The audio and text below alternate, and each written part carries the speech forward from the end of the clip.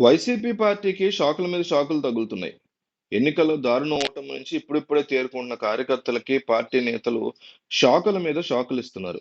ఓడిపోయిన పార్టీలో ఉండడం ఎందుకు అనుకున్నారో లేదా జగన్‌తో కష్టమని భావిస్తున్నారో తెలీదు గానీ, వైసీపీ నుంచి నేతలు వరుసగా బయటకొస్తున్నారు.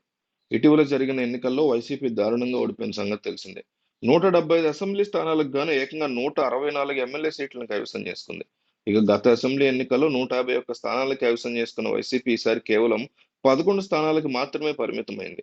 అధికార వైసీపీ కేవలం 11 స్థానాలు మాత్రమే విజయం సాధించింది. వైసీపీ కీలక నేతలు, మంత్రులు ఎన్నికల్లో ఘోరంగా ఓడిపోవడం జరిగింది. 11 సీట్లలో మాత్రమే విజయం సాధించి ప్రతిపక్ష హోదా కూడా సాధించలేకపోయింది. వైసీపీ ఘోర ఓటమితో ఆ పార్టీలో గెలిచిన ప్రజాప్రతినిధులు ఒక్కొక్కరు ఆ పార్టీ నుంచి బయటకొచ్చేస్తున్నారు. విజయవాడ మాజీ ఎంపీ కేశినేని నాని రాజకీయాల నుంచి తప్పుకుంటున్నట్టు ప్రకటించారు. నటుడు ఆలీ సైతం వైసీపీ ఓడిపోవడంతో రాజకీయాల నుంచి తప్పుకున్నట్టు ప్రకటించారు. పార్టీ ఓడిపోవడంతో చాలా మంది నాయకులు పార్టీ మారేందుకు చూస్తున్నారని తెలుస్తోంది.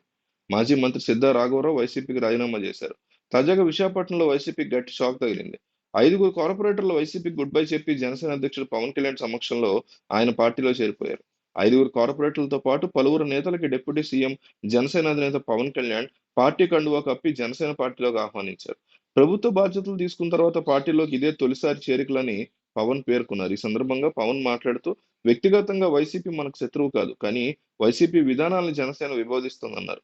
నాయకుడు తప్పు చేస్తే శిక్ష కార్యకర్తలకు పడుతుంది. రాజకీయంగా అన్ని రకాలుగా జనసేన నేతలు, కార్యకర్తలు ఎదగాలని నేను కోరుకుంటున్నానని ఆయన తెలిపారు.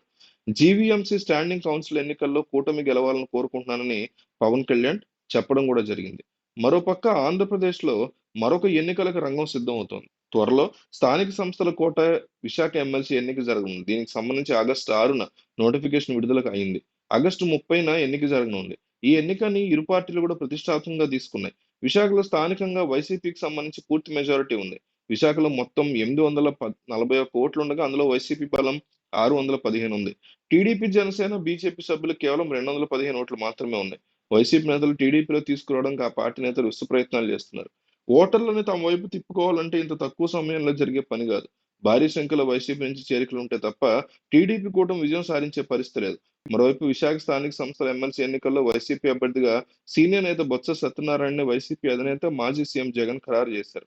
ప్రస్తుతం ఉన్న పరిస్థితుల్లో బొత్స మాత్రమే నెగ్గుకు రాగలనే అంచనాలతో ఆయన పేరుని జగన్ ఖరారు చేసినట్టు తెలుస్తోంది. టీడీపీ నుంచి పీలా గోవింద్ పేరు దాదాపు ఖరారైనట్టు తెలుస్తోంది.